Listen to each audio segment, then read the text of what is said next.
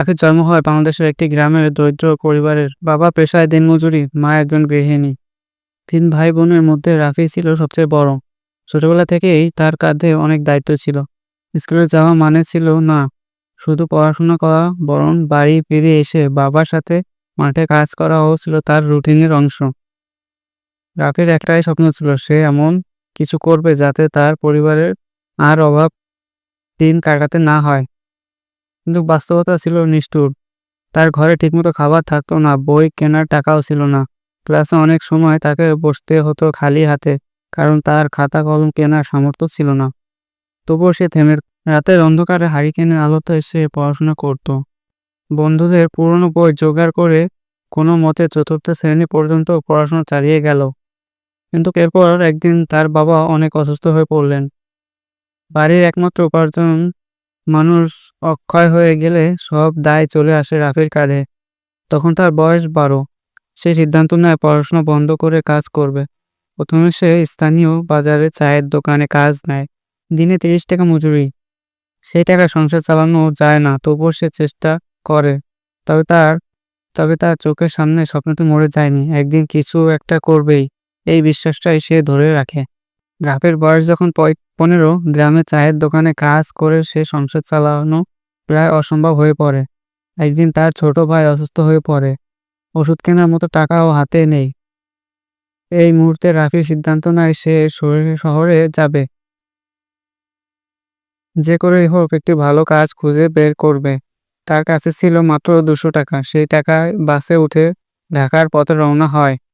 সে মায়ের চোখে অশ্রু আর বাবার অসহায় দৃষ্টি নিয়ে শহরে এসে প্রথম কিছুদিন ছিল দুঃস্বপ্নের মতন।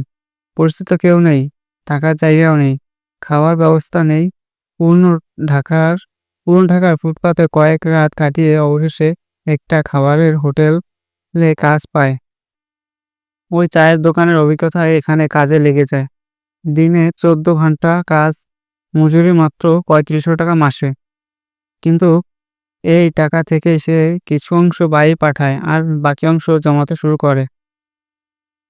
তবে এখানে গল্পটা থেমে যায় না। একদিন হোটেলের এক কাস্টমার তাকে জিজ্ঞাসা করলো, তুই কি পড়ালেখা করিস? রাফি লজ্জায় মাথা নিচু করে বলল, আগে করতাম, এখন করি না। লোকটি অবাক হয়ে বলল, তুই যদি সত্যিই আগ্রহী থাকিস, আমি তোকে এক জায়গায় ভর্তি করিয়ে দিতে পারি। সেই দিন ছিল রাফির জন্য টার্নিং পয়েন্ট। লোকটির সহযোগিতায় সে রাতে একটি কম্পিউটার ট্রেনিং সেন্টারে ভর্তি হয়।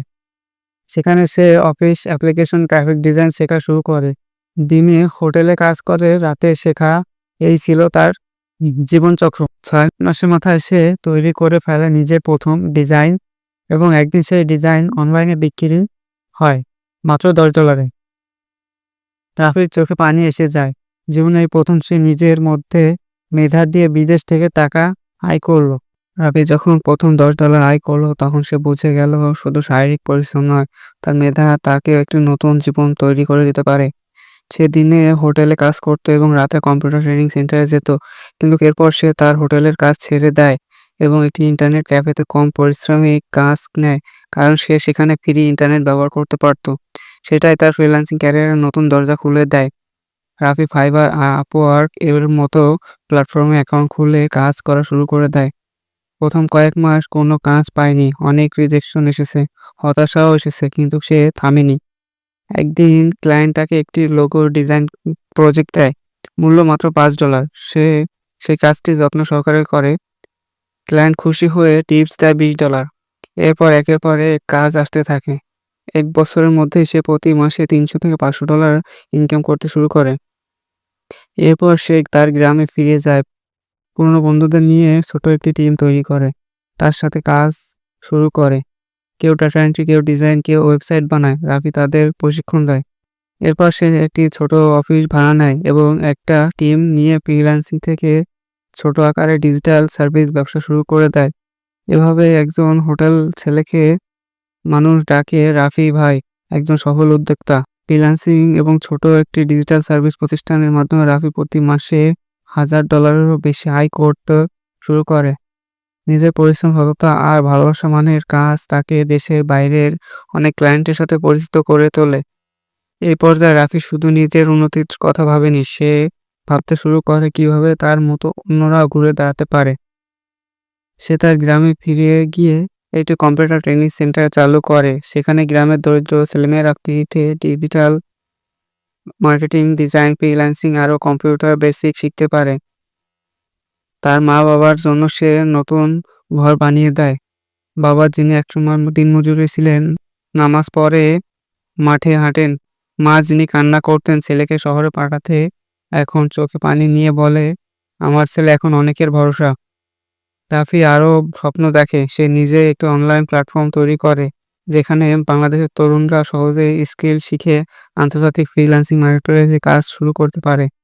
এর পাশাপাশি সে ভিন্ন জায়গায় অনুপ্রেরণামূলক বক্তব্য দেয়। স্কুল, কলেজে, যেখানে সে বারবার বলে, অভাব কখনো বাধা হয় না যদি মনের মধ্যে থাকে আগুন।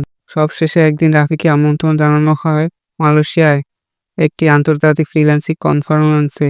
গ্রাম থেকে উঠে আসা সেই ছেলেটি এবার প্লেন ধরে বিদেশে যাচ্ছে নিজের পরিচয়। গল্পটা এখানেই শেষ নয়। রাফির মতো এটা কেবল শুরু। আমার স্বপ্ন হলো একদিন হাজারটা রাফি তৈরি করা, যারা শুধু নিজের নয়, সমাজে ভাগ্য বদলে দেবে। ভিডিওটি ভালো লাগলে ভিডিওতে লাইক করুন এবং কমেন্ট করুন এবং বন্ধুদের কাছে শেয়ার করুন। চ্যানেলটা নতুন হলে সাবস্ক্রাইব করুন। ধন্যবাদ।